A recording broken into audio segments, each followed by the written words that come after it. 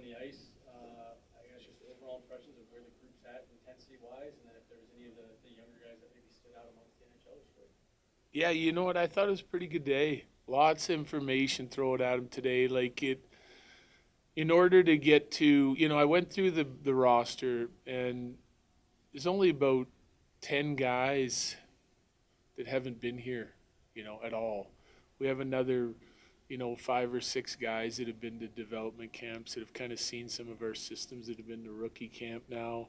But with some of the returning guys, Magna, Jacob McDonald, Bellemare, tying in, like they're all familiar with it. So we wanted to get into some 5-on-5 stuff right away. So the video review this morning was long. There was a lot of detail into it.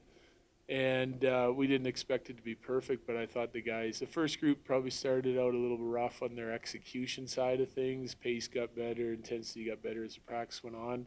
And I thought the second group was outstanding right away from the drop of the puck in practice. So that's a good sign when you have, a little younger group in the second group that really showed up. The D were really solid in that. And yeah, I mean, I like the way some of our guys played, guys that we're keeping an eye on, like Olesen, Foodie, for young guys stepping in, competing against some of our guys, looked good. Brandstrom was my first look at him. Haan in the second group. That we had some guys that, had real nice days for us. Coach, what were your thoughts on Bellemare and how you thought he looked coming in today? Yeah, I thought he looked good too. Like obviously that's a guy that's competing for a job. We've got an opening in that slot.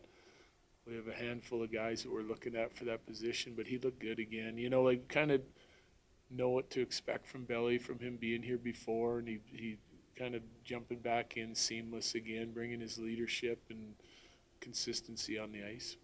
How much does that leadership and that familiarity with a player like that help? Well, it helps. I think it helps the player, be at their best right away. When you're new, like say a guy like Parker Kelly today, we're gonna try him at center for a little bit here and give him an opportunity. So he played center today.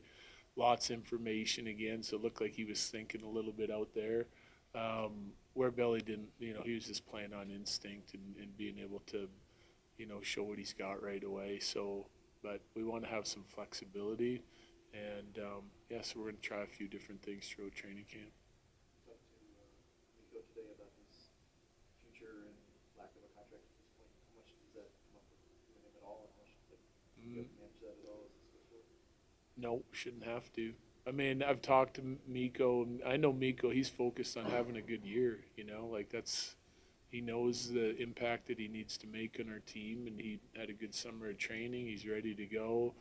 I can't say it's not going to be in the back of his mind, but reality of it is that could happen at any point. It could take a while. It's hard to say. So we got to go play, and that's what he needs to focus on. And at his agent and worry about the contract part of it. And I don't get involved in that. So, I'm coaching him like I do any of the other guys that we have here. Is there anything showing him not skating with the group? Tough immigration day yesterday, and his gear didn't make it. So he went and tried new gear early on, skated with MacKinnon probably before all you guys got here to get on the ice in case it doesn't come tomorrow. And then he did an off-ice workout, and he was in on our in the second group's video session, so he didn't miss anything but some reps on the ice. He'll hit the ice tomorrow, whether his gear shows up or not. Hopefully it gets here. Still in France when last time I checked, so I'm not positive on that. Coach, I wanted to ask you a little bit about Nico. He's such an interesting player. You go through stretches where the analytic numbers don't look great. The way that it looks out there is great. If you look at the score sheet at the end of the night, he's a goal, 2 assists. Yeah. What, challenges, or did you like having a player like that that that he's maybe not doing exactly what you want, and find a way to produce? Just kind of your thoughts on the Nico season last year. Yeah, I think we have some non-negotiables with our team, regardless if you're a guy that scores 50 every year and plays 25 minutes, or you play 4 minutes a night and you're a call-up guy. We have certain things that we want to make sure that we're paying attention to. Doesn't change with Miko, Mac, Cale. to not be fully on in a game and still be able to produce. There's only a handful of guys around the league that can do that, and it's the elite talents like Mikko.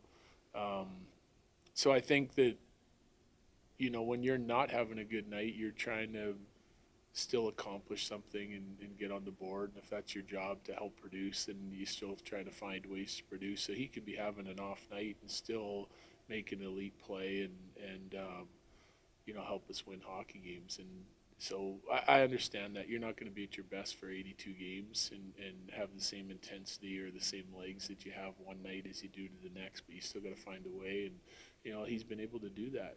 That's why his numbers are where they are every year. And, I would say that we're going to try and drive some more consistency out of all of our guys, including our top guys this year. With Brandstrom, he's still a young guy. I think he Yeah. just turned 25. I guess, what did you see from him on tape? And is he kind of a great fit for how you guys like to play? Well, for sure. Like, his skill set and the way he wants to play, and if he's playing to the strengths of his game, it's another guy for us that can get up, get in the play. He's a good breakout guy, great skater. He has the ability to help you produce off the rush or in the offensive zone, and you see all that on video.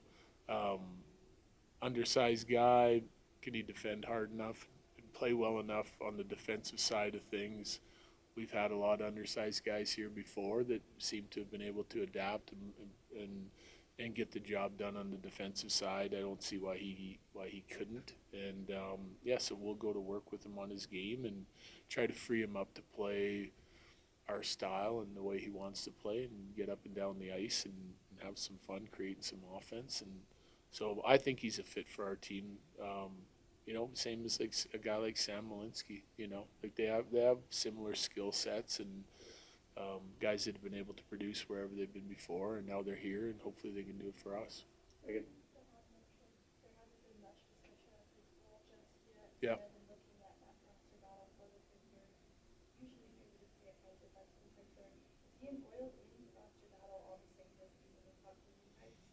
Yeah, oh yeah, I think they all are, and that would include our top four, to a certain extent. I mean, we got to put the best group on the ice we can on any given night, and sometimes that changes depending on who we're playing and their personnel and the way they want to play in the matchup. So even though Calvin has a different skill set than, say, a Brandstrom or Malinsky, if you put one guy in, you might be missing something else, and if you put the other guy in, you could be missing something different. So, those decisions probably for me, they're all capable of playing for us. It's a matter of like who we're playing and what matchups they're going to see on any given night. If they're hitting the ice against big, heavy third and fourth line every shift, and you're going to see a guy like Haan. He's a great penalty kill shot blocker. He has strengths that I don't know if some of these other guys have yet. But we'll work with him on all the same stuff and, see who sort of excels. Russ Bolton talked about, he said, they felt good flying around out there with Miles Wood and Logan Connor. Yep. Obviously, after Logan's surgery, how do you think he looks? Obviously. Well, he's been great. Yeah, I mean, he's been feeling healthy and working hard, and has looked great for quite some time now, months. So it's different now. You're getting a bunch of contact and everything. But he'll play, like, Logan's ready to go. He's going to play some exhibition games, maybe even some early on in the exhibition schedule. And then, as you know, we like to get down to our group, and at least a group with a couple of the battles down for that Game 5 and Game 6 of exhibition, which he'll play in as well. So I want to get him back on the ice. It's been a while. We want him to get some games. But just getting out in practice for a guy like Logan, right, it's going to help him. And working all these 5-on-5 drills that we're doing, it should get us up to speed quickly. a few more, Corey. You mentioned the top four. Look different. Right. Besides it just being day one of camp, what were you sort of? It looked different. Well, yeah, you just had Cale and Devon. Yeah, well, they're going to have to learn to play apart. We've got other options there. I think we have guys that can play with Cale. We've got guys that can play with Devon. So might as well start from day one. Get them used to some other partners.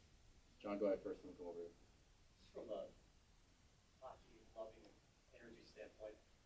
still have that first day of school feeling today? Always.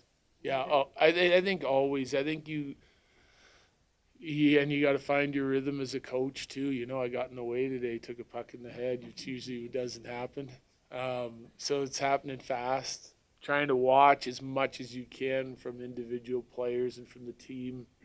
But I say this every year, it's an exciting time of year. You know, you're excited for the organization, what the changes that have been made, the new players coming in, you're trying to get to know them as fast as you can. But there's 54 guys here, I think, and some of them just like rolling in recently. So getting to know some of the new guys, like having conversations over the next couple of weeks with some of these guys, making sure that they're understanding all the review and coaching that we're doing, and then we want to see them implemented on the ice.